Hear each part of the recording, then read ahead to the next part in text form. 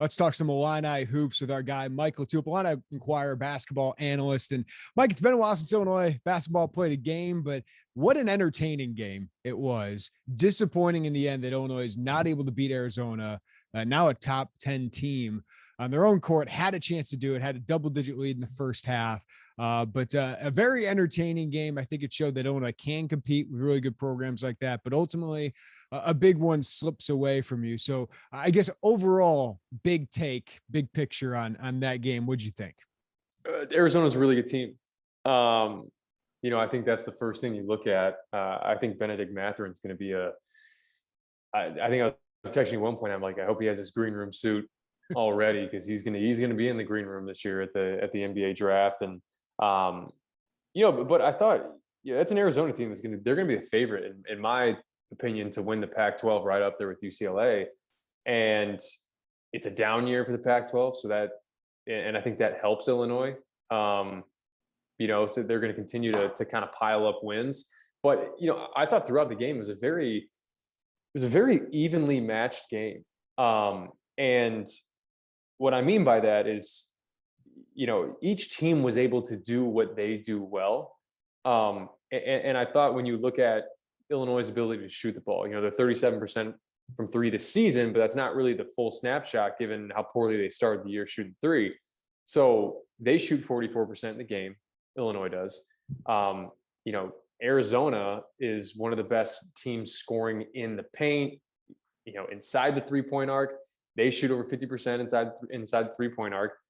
They're one of the best teams in the country at defending you inside the 3-point arc. Illinois shoots 34% inside the 3-point arc. And then, the offensive rebounding. I think both teams excel in that area, and both teams, Illinois had 17, they had 16. So when you even all of that out, what's it come down to? And it always comes down to execution. It comes down to focus. And are you going to stick to the game plan? Are you going to, are you not going to have these defensive miscues? And there were some elements of that throughout the game where when you're playing against really good players, Kirk Reese is a great player. Benedict Matherin's a great player. They have a lot of those. Tubelis, same thing. How are you preventing them from getting going? Some players are just good enough to do that. They just get going on their own. Sometimes we talk about offense being better than defense sometimes, but I thought with Matherin and with Kirk Reese specifically, it was on some of the Illinois players why they got going, and we'll break it down in the film breakdown.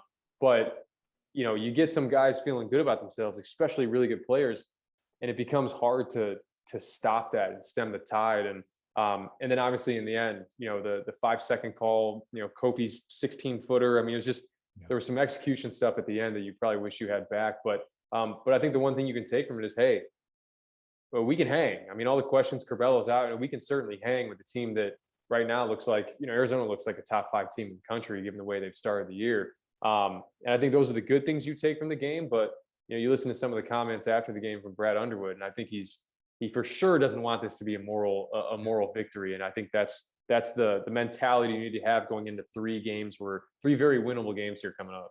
Yeah, it's clear Brad's doing the coach thing, right? It's like, hey, we can't be happy with this. This is not where we're at as a program. I think it's okay for me, though, or you, Mike, to sit there and go, okay, they're a really good team. Illinois basketball is back to being a really good team. They're not the team we saw against Cincinnati. They can take one of the best teams in the country to the limit. Now, they're not one of the best teams in the country right now, right? They're not ranked. They're not a great team right now, but they're a really good team. And maybe they can be a great team by cleaning up some of these, I think, kind of inflicted wounds, defensively, turnovers, decision-making. You said Kofi. I thought that was a big shot that he took, and ill-advised shot. And the same thing with Alfonso Plummer, not knowing the rule at that point. He's got to know that. So just self-inflicted things there, but also you hope that your team grows, right? Brad Underwood teams generally have gotten a lot better as the season goes along. And if you can add Andre Curbelo to the mix, you mentioned defensively, turnovers continue to be a problem, right? For this team. What is it about this team with turnovers? Is it focus? Is it the lack of, is it weird to say the lack of Curbelo out there is actually making the turnovers go up? What do you see? I think you're right. The last part for sure. I think for anyone that was a Curbelo detractor at any point, I'm sure during that 5-second call, you'd want the ball in his hands, because I'll make this point to start, and it's the reason why having Curbelo out, this ball handling becomes so difficult, because anytime you run a play at the end of the game, end of the shot clock, end of the half, whatever it is, depending on the type of play you're running, you're either starting the play at 14 seconds left in the shot clock or 8 seconds left in the shot clock, depending on if it's a quick hitter or if it's something that you want to materialize a little bit. And for a guy that has to manage, like, Alfonso Plummer gets the ball up top, okay? I don't think he's very comfortable dribbling the ball. And a lot of times when you need to wait for that 14-second, the 14-second mark on the shot clock to initiate the play, there's typically 10 to 12 seconds where you're having to just kind of fend off your own guy just to keep it up top, to keep yourself in the position to where you can receive the ball screen. And he wasn't comfortable doing that, so he didn't dribble. And when you don't dribble for 5 seconds and the ref's counting, you kind of know what happens. But we talked about these guys trying to fit into their role, right? Finding themselves, hey, what is my identity? And a lot of those turnovers can tend to shave down once you figure that out. And once you realize, like, okay, I tried that last game and it didn't work. And then I tried it again the next game and it didn't work. I'm not going to do that the next game. And like, sometimes you need to see those turnovers happen to believe that, like, that's not the right play for me right now, given my role on this team. So the turnovers, you mentioned the defense, like it's the turnovers that end up putting your defense in a really tough spot. I thought second half and really kind of most of the game, I thought Illinois was relatively poor in transition defense. But the point that you make defensively, and I have plenty of clips to show in the film breakdown, but you cannot get screened. Seriously, I mean, we talk about Trent Frazier ad nauseum and how it's like, his family's kidnapped, and if something's going to happen to him if he gets screened. So he plays with that type of, sense of urgency. And there were a couple instances, and it really culminated with getting Kirk Risa going. I mean, Alfonso Plummer was a screening magnet, and it really hurt this team in the second half. But it happened in the first half too. And that's where it all starts. You go back and you try to trace back, okay, 2 years ago when Nico Mannion, Cassius Winston, all these, Marcus Carr, all these really good scoring lead guards, why were they punishing Illinois all the time?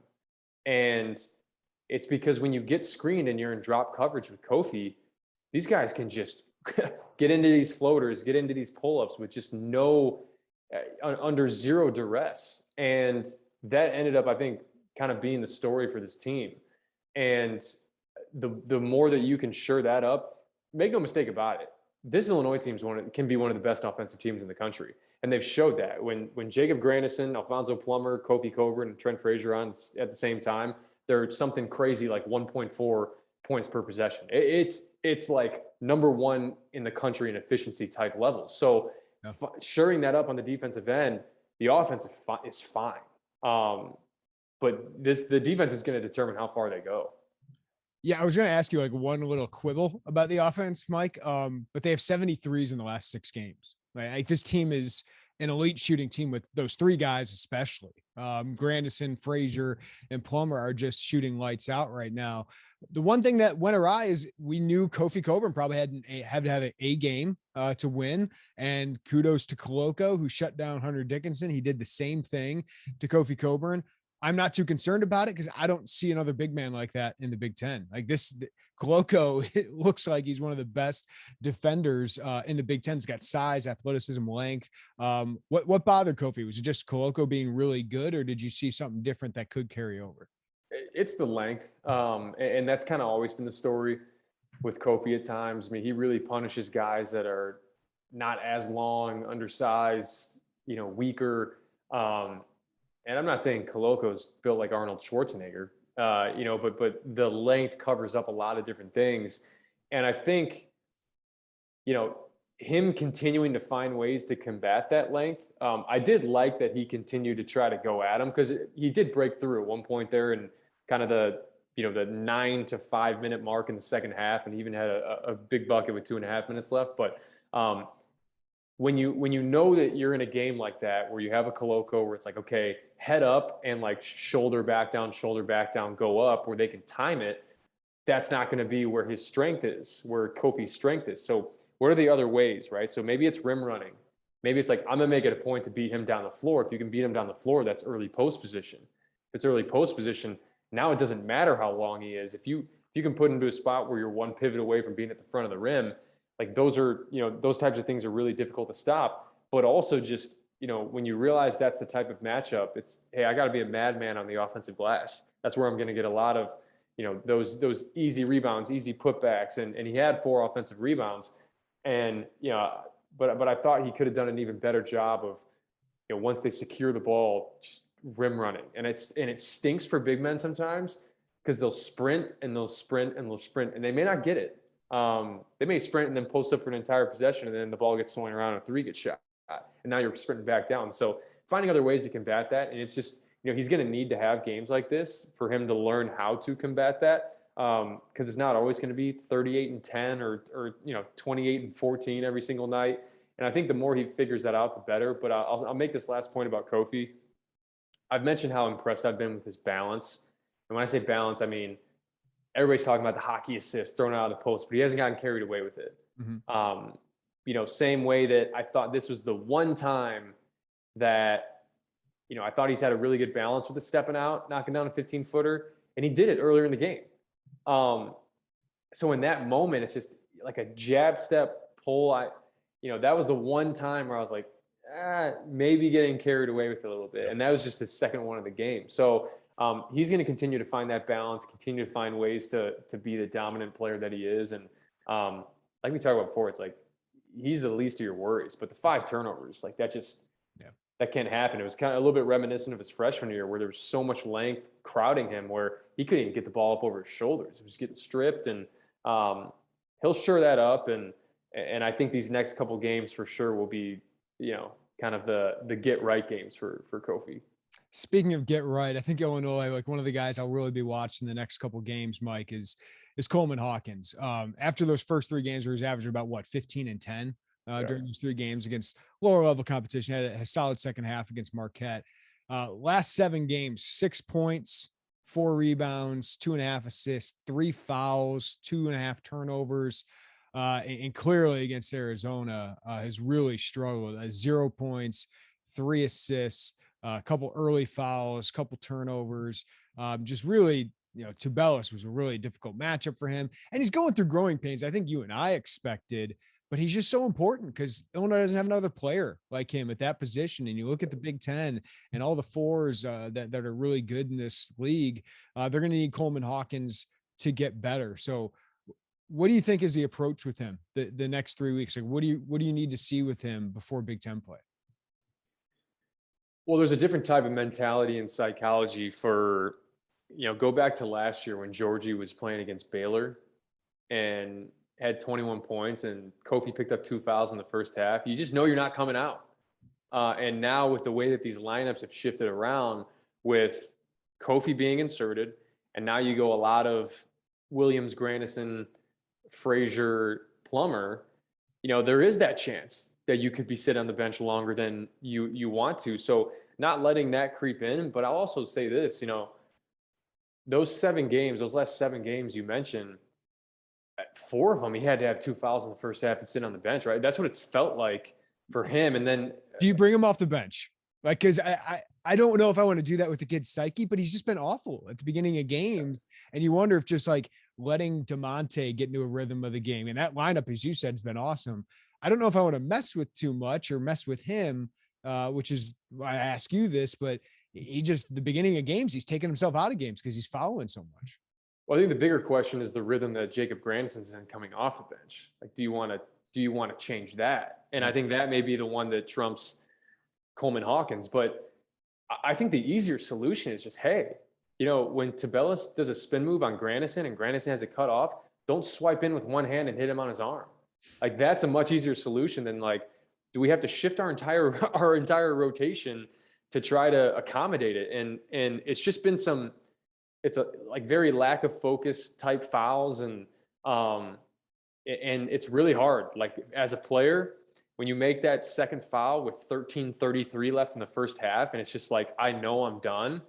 And then in the second half, it's very hard not to try to like overcompensate for the time that you missed in the first half, and the clock keeps winding down, and You want to kind of break out of the slump and have a good game, and you start to press a little bit, and that's when turnovers come in. That's when, some more missed shots, and you put more pressure on every shot. So, luckily, this is what I'll say about Coleman Hawkins is this is just how these types of teams work. When you have really good teams like this, him not performing probably up to the standards that he would like currently, really good teams are able to still win games because you have enough good players to combat that. But when Jacob Grandison, when Alfonso Plummer, when Trent Frazier are not hitting shots like they are right now, when they have their off games, the same way that they've picked up the slack for Coleman Hawkins is more than capable of doing that for them.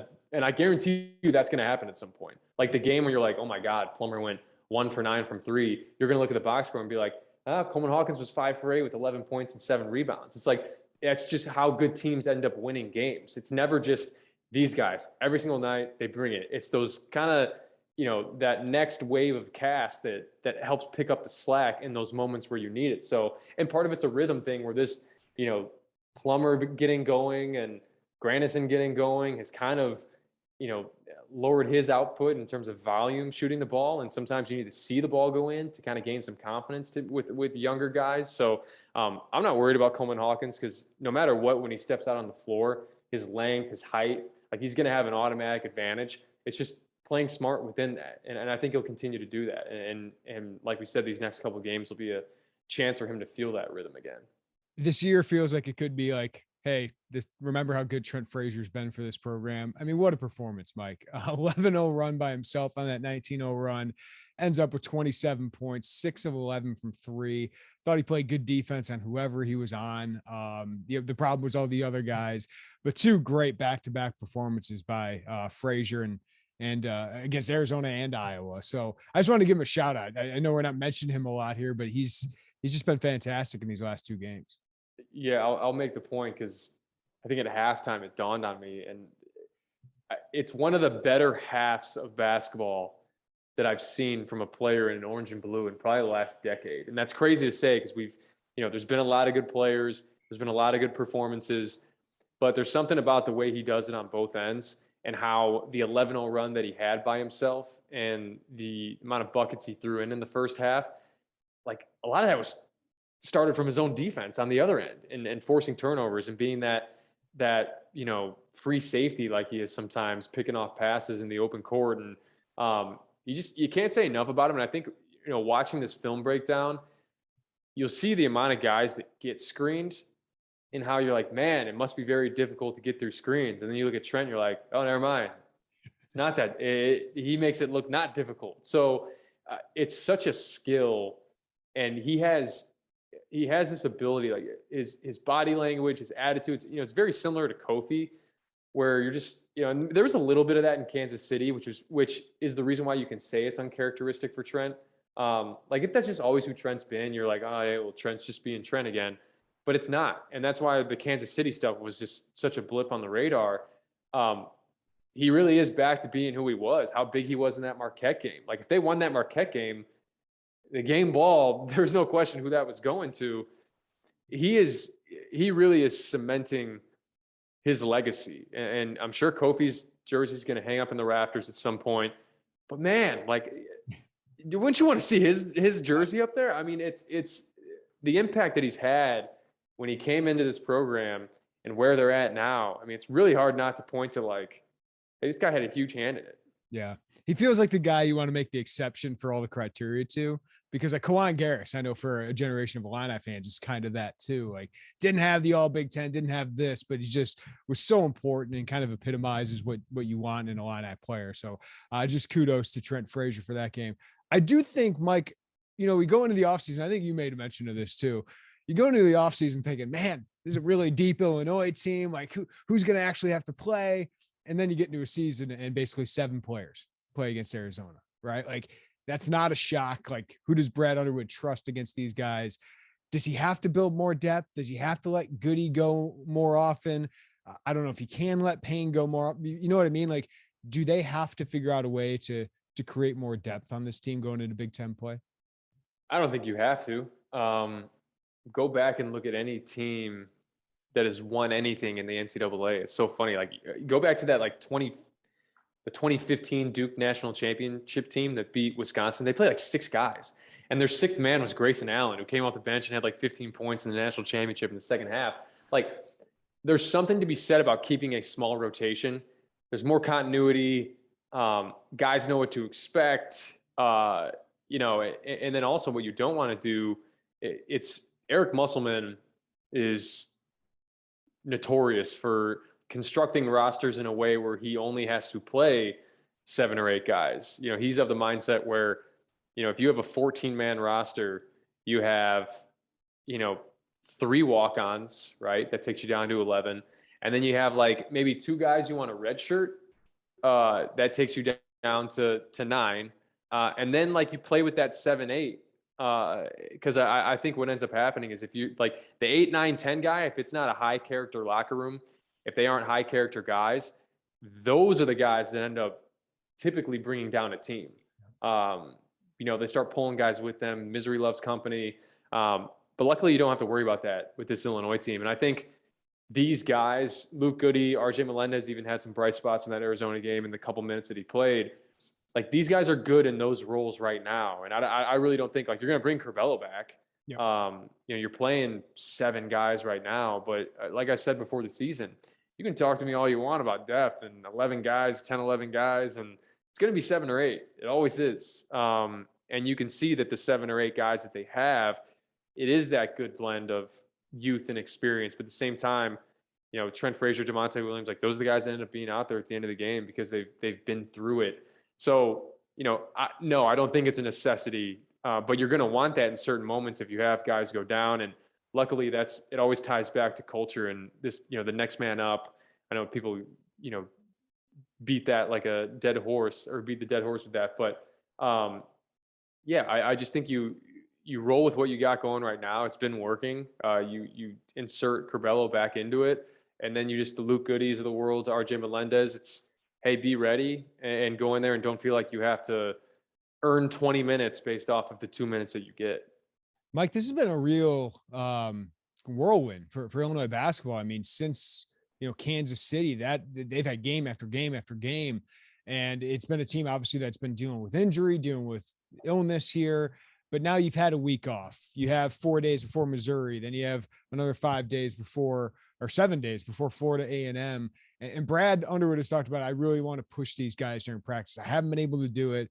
I know he talks about toughness a lot, but how important is that? Do you think that it feels like the team outside of Curbelo and outside of Hutcherson, who's out for the year now, like this team is the team and you get to practice and maybe practice hard? Like, what kind of impact can that have? Yeah, I mean, I always like to say January tends to define teams.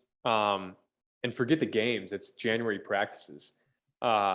It's the dog days. Like, you know, it's like waning off of winter break. You're kind of in a rhythm now with games, and guys have kind of fallen into their roles, and it's easy to kind of get on cruise control a little bit or feel like you're on autopilot showing up to practice again. But the January is really where you separate yourself. When you start off conference play, are we digging ourselves a hole? Are we putting ourselves ahead? And I think the more this team gets healthy, the more you can really be like, okay, let's compete. Like, let's get back to really competing in practice. And I'm not there in practice, but trying to just kind of read between the lines. It feels like, you know, Coach Underwood's and the staff's doing all they can just to have a team ready to go for the next game. And like, the best ability is availability, like they say. So, you know, I think you find ways to be smart about it. And as the season goes on, sometimes it becomes much less of like, hey, we're going to have this long drawn out 3-hour practice. You know, it's just like, hey, we're going an hour and 25 today and we're going hard.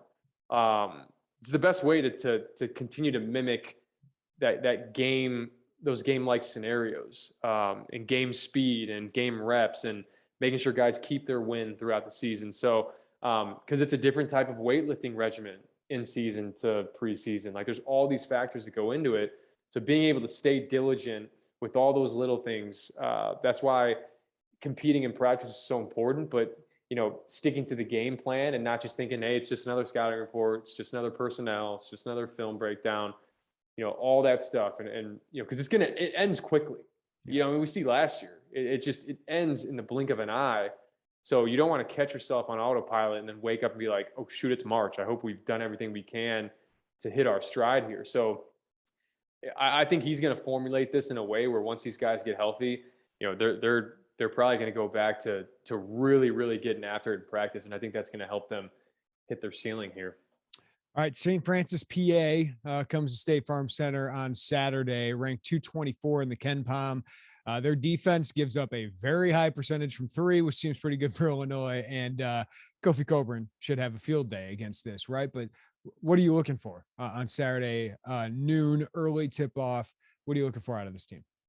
Well, I think anytime you're playing an opponent like this, and I'll say this till the cows come home, it's what low percentage shots are you forcing defensively and what high percentage shots are you getting offensively? And then you can look up at the score and be like, yeah, we're up 77-51. It's never, hey, let's come out. And if we're not up by 20 after the under 12 media, like, what are we doing? We should start freaking out and panicking. It's just taking it one possession at a time. Really, I want to see this team come out like they did, you know, a few different times against inferior opponents. Some they came out and was like, let's get a little more fight to us in these first 5 minutes. Because that's it. I mean, I want to see this team in the first 5 minutes against a team like this, make the other team feel like, hey, maybe we can't. I don't think we can play with these guys. Because when you get a few threes going in early for the opposing team, and you know they start believing, okay, we can hang around, and then all bets are off. Like then you got to really try to find ways to reassert your dominance. So you look at the 3-point percentage that St. Francis PA has given up. I mean, they're giving up like 38% from three, which is insanity. But it's not just because they can't close out on 3-point. They can't guard the ball. That's where it all starts. That's why when we talk about Andre Curbelo and how good he is, because he can go by guys, get a second guy to commit, and then it's easier 3-point attempts that you're shooting. So you're going to be able to get by guys. So when you get by guys, it's the decision making. It's being okay with throwing it into Kofi 80% of the time on your offensive possessions, because you now know what that can bring around the perimeter. And I think guys are more willing to do that. But truly taking it one possession at a time and really setting the rules, as some coaches would say, in these first 5 minutes. And then just, you know, you look up the scoreboard in the second half, and the score typically takes care of itself. So that's what I'm looking for here against St. Francis, PA. I don't know if we'll have you on next week before the game, Mike. So bragging rights, man. You had a pretty good record in that, right? Like John Gross really succeeded in that game. So what's that game like for Illinois players? Yeah, it's different. I don't know what it is. You know, I get asked a lot about like, hey, when you were there, did people talk like, did you feel that Illinois-Iowa rivalry back with like Dion and Bruce Pearl? And it's just like, no, not really. I mean, I truly believe that unless you have had a run-in with that team where something's built up, you can say all you want that oh man, we play a little extra harder against them. But until something really happens, it's like, yeah. But the bragging rights game is it's different. We always had a different type of routine. We always did something pretty meaningful the night before. It was like writing on like a cardboard cut, like little thing of like who you're playing for, write it down, what they mean to you. And it was just a different type of, feeling going into it. But I remember my freshman year, we were undefeated playing against, I want to say it was either like a 10-8 matchup or 11-7. They were really good too. I mean, they had Phil Pressey, Alex Oriaki, Lawrence Bowers. That team was loaded. Anthony Criswell. I mean, they had a ton of guys in that team that were really good. And it was funny because right before the game, guys are stretching at half court and you're really close to each other. And then that's when, the trash talk started. And it was almost like anyone that wasn't in that game, it was like, well, now you're in it. And, Brandon Paul, DJ, all these guys had been in it before, so they knew. But Sam McLaurin, myself, like we had never experienced it before, but it was right in the warmups where you're like, oh, this really is different. So, we obviously had some success against some pretty good Mizzou teams. I mean, even when my sophomore year was Jordan Clarkson, Jonathan Williams, who ended up transferring to Gonzaga. Like those are some really good teams. Tracy hit the free throws there at the end to seal it. But, finding ways in these games to not let that rivalry and all that stuff. We've seen it. I mean, whether it was Alan Griffin, DeMonte's gotten mixed up with it, LeBron. I mean, it's the technical fouls. There's moments where you could do it, but if you're doing it and it hurts the team, then what are we doing? So you want to find ways to assert your toughness, and you can do that in a lot of different ways other than physicality. Physicality, no brainer. That's a given. But you can assert your toughness from your attention to detail, game plan, the type of cuts you make, all that stuff factors into it. Because what you don't want to do is lose sight of all that because of the hoopla and it's split right down the middle at the Scott Trade Center or whatever it is now. That's what you have to focus on. And you can't let all these other things build up in those games and not, and just lose sight of the task at hand. So we were able to do that in a way. And I think we were 3-1 in my time there. But no matter how good a team is, no matter how good a Mizzou team is, or how good an Illinois team is, or how bad the other team is, I really don't think it matters in this game. It just doesn't. There's a different type of energy that's played with. So, you can't play the record here. You can't play, the past results. Every game becomes its own, and they typically end up being relatively close. They're typically refereed that way too. So finding ways to not let that all become a distraction and just focus on each person's job and get it done, man. Mike LaTulip, you're the goods, man. We'll do the VIP film room on Illini defensive issues coming up, so you VIP members can check that out. But Mike, we'll talk with you next week, man. Appreciate it as always. All right, man. Take care.